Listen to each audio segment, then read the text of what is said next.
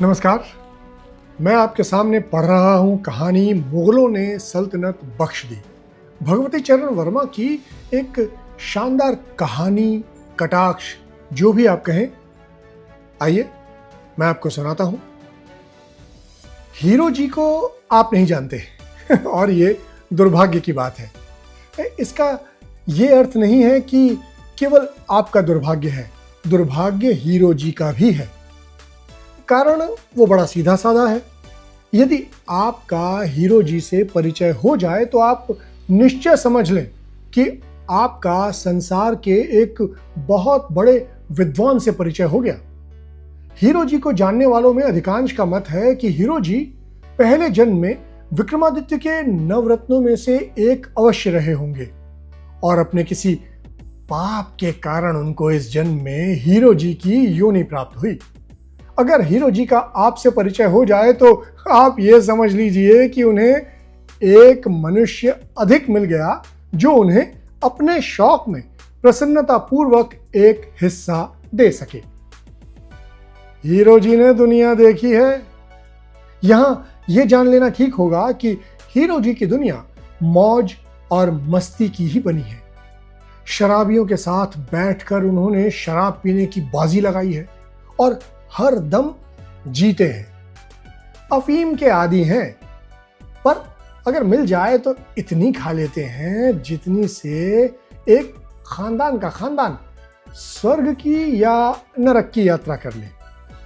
भंग पीते हैं तब तक जब तक उनका पेट न भर जाए। चरस और गांजे के लोभ में साधु बनते बनते बच गए। एक बार एक आदमी ने उन्हें संख्या खिला दी थी। एक विषैला पदार्थ होता है, इस आशा से कि संसार एक पापी के भार से मुक्त हो जाए। पर दूसरे ही दिन हीरो जी उसके यहां पहुंचे। हंसते हुए उन्होंने कहा, यार कल का नशा नशा था। राम दुहाई, अगर आज भी वो नशा करवा देते तो तुम्हें आशीर्वाद देता। लेकिन उस आदमी के पास संख्या मौजूद न थी। हीरो जी के दर्शन प्रायः चाय की दुकान पर हो जाते हैं। जो पहुंचता है वो हीरो जी को एक प्याला चाय का अवश्य पिलाता है। उस दिन जब हम लोग चाय पीने पहुंचे तो हीरो जी एक कोने में आंखें बंद किए हुए बैठे कुछ सोच रहे थे। हम लोगों में बातें शुरू हो गई और हरिजन आंदोलन से घूमते फिरते बात आ पहुंची दानवराज बलि पर।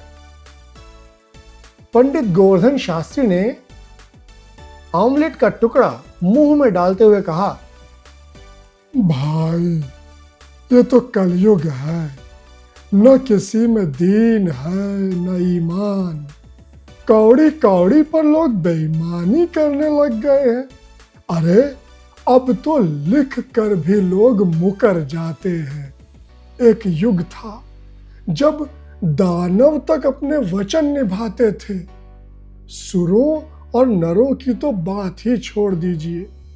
दानव राज बलि ने वचनबद्ध होकर सारी पृथ्वी दान कर दी थी। पृथ्वी ही काहे को, स्वयं अपने को भी दान कर दिया था। हीरो जी चौंक उठे। खांस कर उन्होंने कहा, क्या बात है, जरा फिर से तो कहना। सब लोग हीरो जी की ओर घूम पड़े। कोई नई बात सुनने को मिलेगी, इस आशा से मनोहर ने शास्त्री जी के शब्दों को दोहराने का कष्ट उठाया। हीरो जी, ये गोवर्धन शास्त्री जो हैं सो कह रहे हैं कि कलयुग में धर्म कर्म सब लोप हो गया। त्रेता में तो दैत्यराज बलि तक ने अपना सब कुछ केवल वचनबद्ध होकर दान किया था। हीरो जी हंस पड़े। हाँ, तो ये गोवर्धन शास्त्री कहने वाले हुए और तुम लोग सुनने वाले।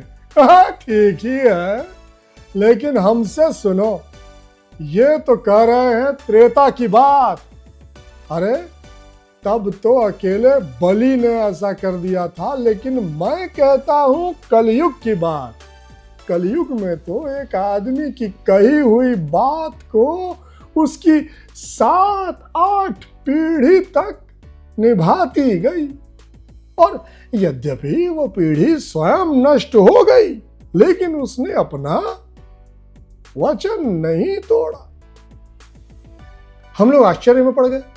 हीरो जी की बात समझ में नहीं आई, पूछना पड़ा, हीरो जी, कलयुग में किसने इस प्रकार अपने वचनों का पालन किया है? लौंडे हो ना।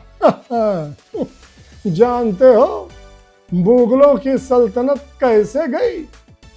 हाँ, अंग्रेजों ने उनसे छीन ली। तभी तो कहता हूं तुम सब लोग लौंडे हो, स्कूली किताबों को रट रट कर बन गए पढ़े लिखे आदमी। अरे मुगलों ने अपनी सल्तनत अंग्रेजों को बख्श दी। हीरो जी ने ये कौन सा नया इतिहास बनाया? आंखें कुछ अधिक खुल गईं, कान खड़े हो गए। मैंने कहा, सो कैसे? अच्छा तो फिर सुनो। अब हीरो जी ने कहना आरंभ किया, जानते हो शहंशाह शाहजहां की लड़की शहजादी रोशन आरा एक दफे बीमार पड़ी थी और उसे एक अंग्रेज डॉक्टर ने अच्छा किया था। उस डॉक्टर को शहंशाह शाहजहां ने हिंदुस्तान में तिजारत करने के लिए कलकत्ते में कोठी बनाने की इजाजत दे दी थी। हाँ, ये तो हम लोगों ने पढ़ा है, लेकिन असल बात यह है कि शहजादी रोशन आरा वही शहंशाह शाहजहां की लड़की, हाँ वही शहजादी रोशन आरा एक दफे जल गई।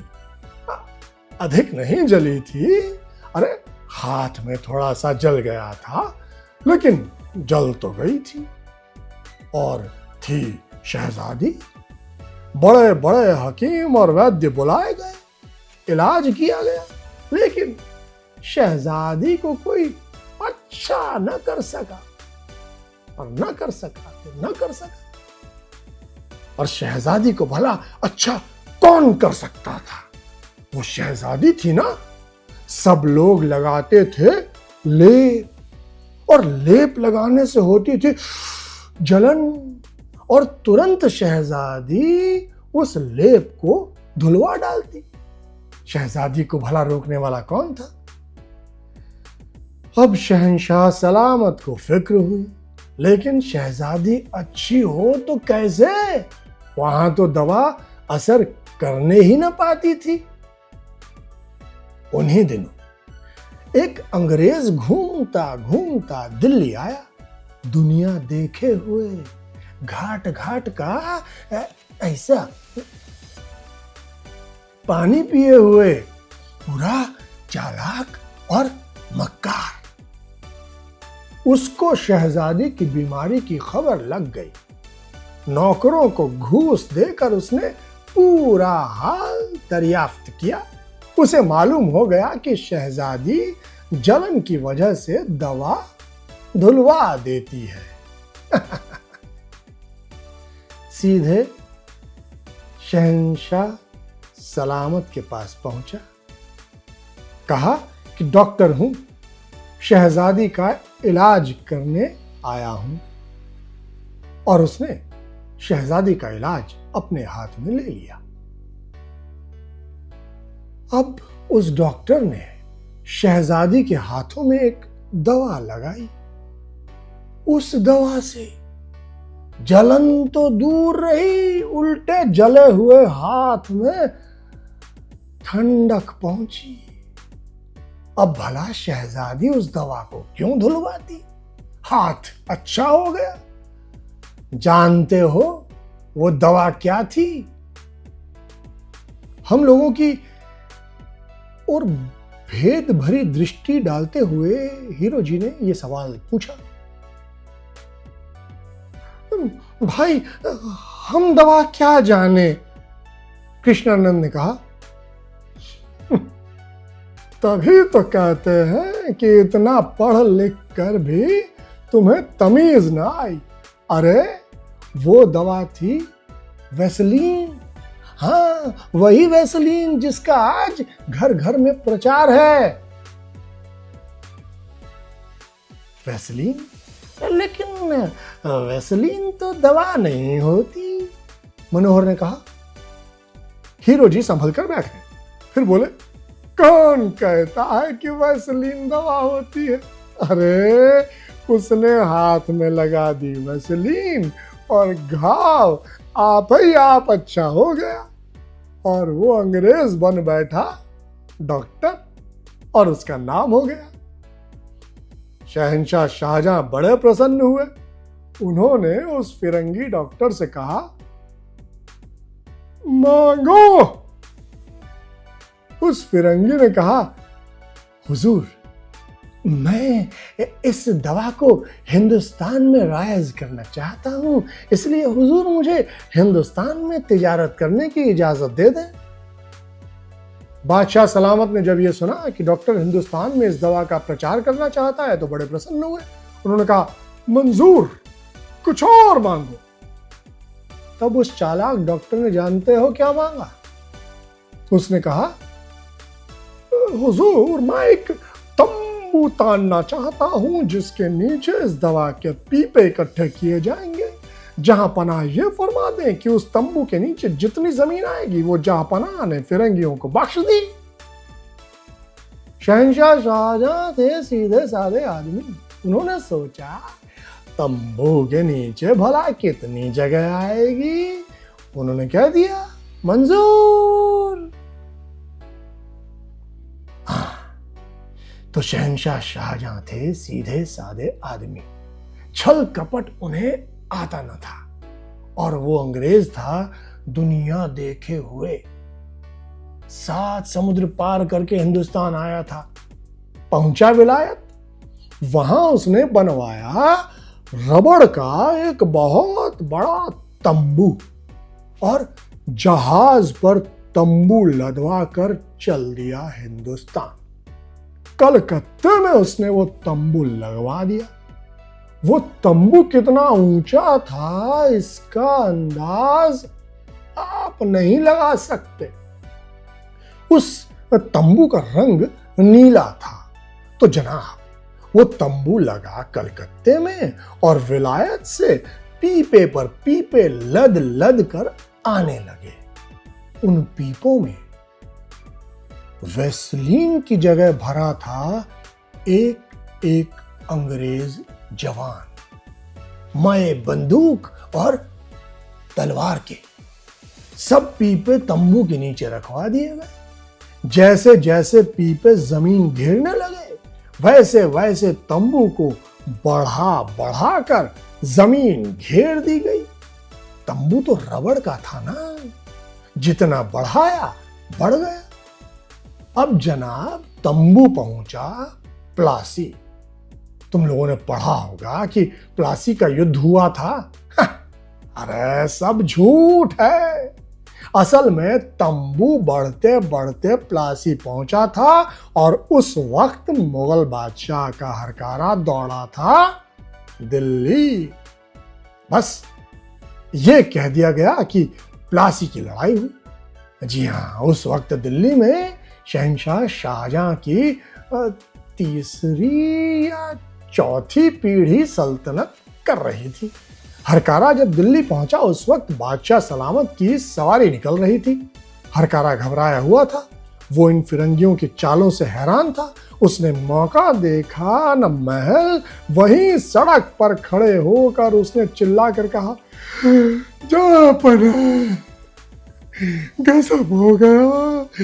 ये बदतमीज फिरंगी अपना तंबू पलासी तक खींच लाए हैं, और चूंकि कलकत्ते से पलासी तक की जमीन तंबू के नीचे आ गई है, इसलिए इन फिरंगियों ने उस जमीन पर कब्जा कर लिया है। जो इनको मना किया तो इन बदतमीजों ने शाही फरमान दिखा दिया। बादशाह सलामत की सवारी रुक गई थी। उन्हें बुरा लगा। उन्होंने हरकारे से कहा, मियां हरकारे, मैं कर ही क्या सकता हूं? जहां तक फिरंगियों का तंबू घिर जा है, वहां तक की जगह उनकी हो गई। हमारे बुजुर्ग ये कह गए हैं। बेचारा हरकारा अपना सा मुंह लेकर वापस आ गया। हरकारा लौटा और इन फिरंगियों का तंबू बढ़ा। अभी तक तो आते थे पीपों में आदमी, अब आने लगा तरह तरह का सामान। हिंदुस्तान का व्यापार फिरंगियों ने अपने हाथ में ले लिया। तंबू बढ़ता ही रहा और पहुंच गया बक्सर। इधर तंबू बढ़ा और उधर लोगों की घबराहट बढ़ी। ये जो किताबों में लिखा है कि बक्सर की लड़ाई हुई, गलत है। जब तंबू बक्सर पहुंचा तो फिर हरकारा दौड़ा। अब जरा बादशाह सलामत की बात सुनिए। वो जनाब दीवाने खास में तशरीफ रख रहे थे। उनके सामने सैकड़ों बल्कि हजारों मुसाहब बैठे थे। बादशाह सलामत हुक्का गुड़गुड़ा रहे थे।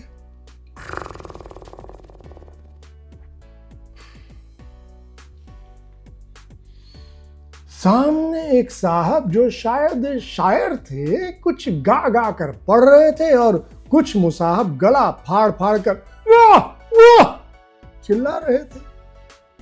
कुछ लोग तीतर और बटेर लड़ा रहे थे।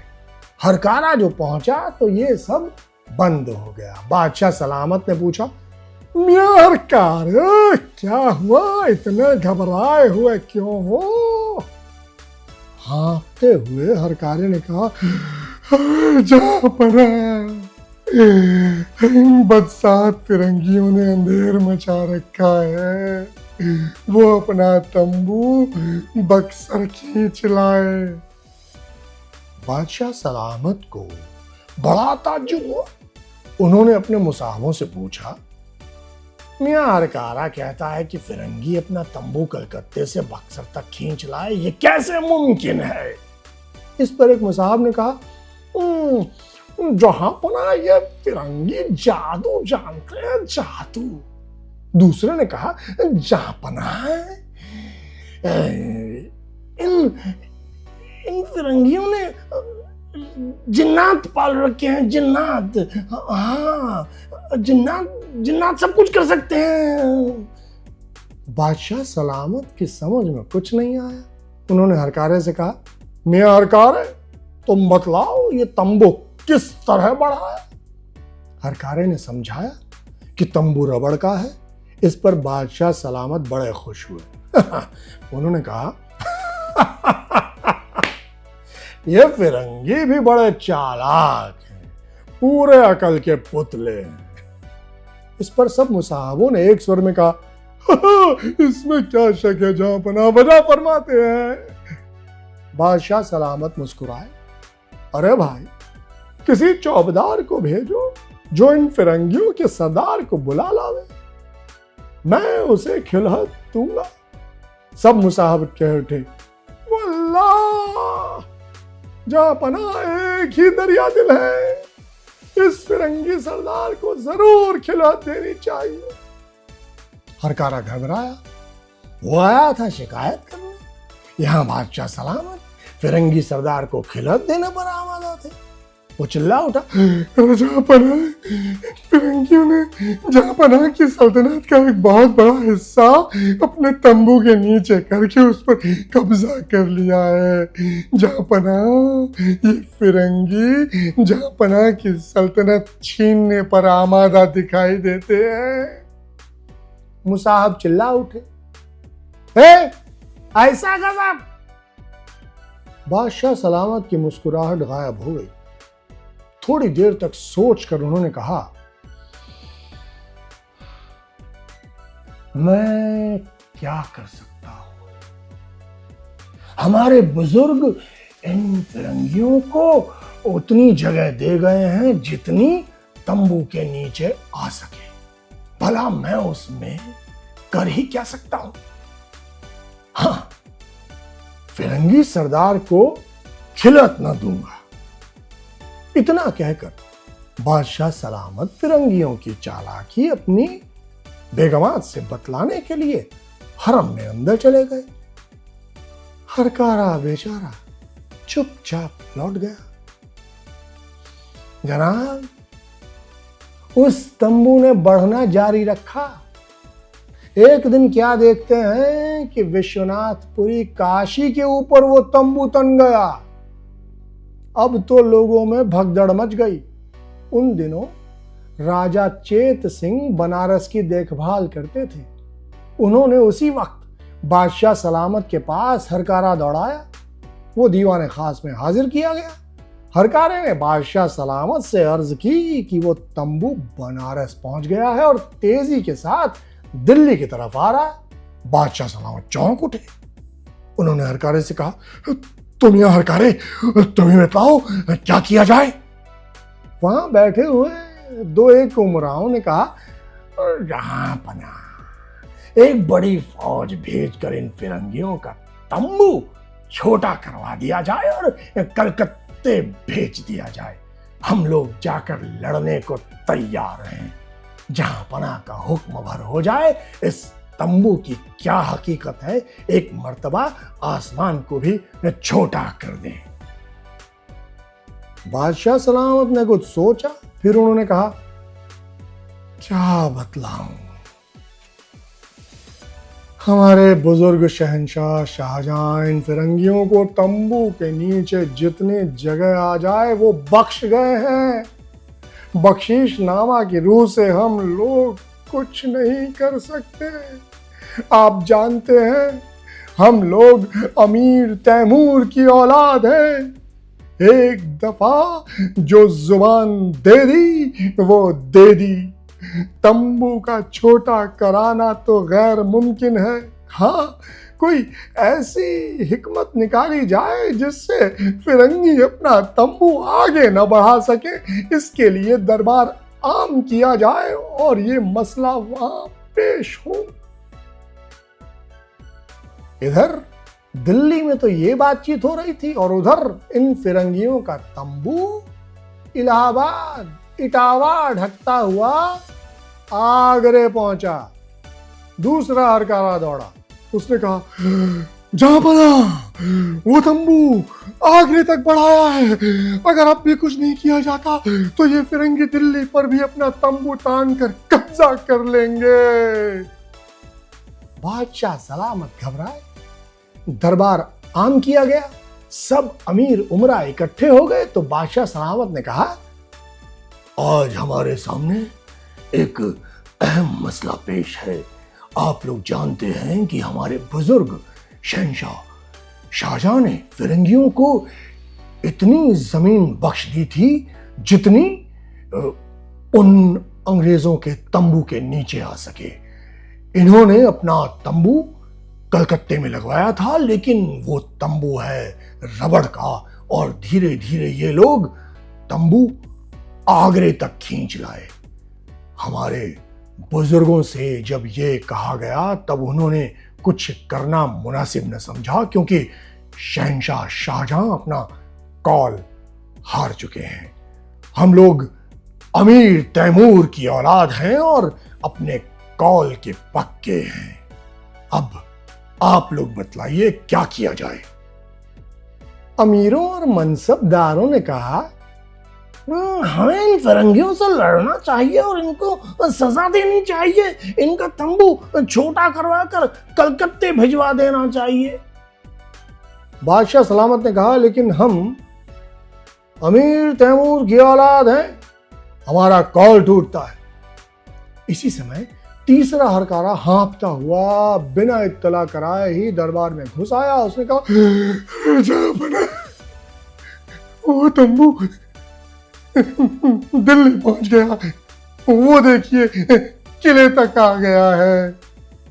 सब लोगों ने देखा, वास्तव में हजारों गोरे खाकी वर्दी पहने और हथियारों से लैस बाजा बजाते हुए तंबू को किले की तरफ खींचते हुए आ रहे थे। उस वक्त बादशाह सलामत उठ खड़े हुए। उन्होंने कहा, हमने तय कर लिया, हम अमीर तैमूर की औलाद है। हमारे बुजुर्गों ने जो कुछ कह दिया वही होगा। उन्होंने तंबू के नीचे की जगह फिरंगियों को बख्श दी थी।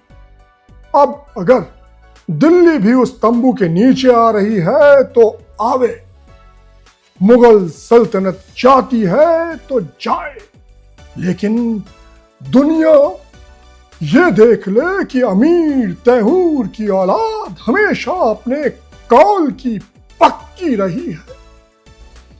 इतना कहकर बादशाह सलामत मैं अपने अमीर उमरावों के दिल्ली के बाहर हो गए और दिल्ली पर अंग्रेजों का कब्जा हो गया। अब आप लोग देख सकते हैं इस कलयुग में भी मुगलों ने अपनी सल्तनत बख्श दी। हम सब लोग थोड़ी देर तक चुप रहे। इसके बाद मैंने कहा, हीरो जी एक प्याला चाय और पियो। हीरो जी बोल उठे, इतनी अच्छी कहानी सुनाने के बाद भी एक प्याला चाय? अरे महुए के ठर्रे का एक अद्धा हो जाता है।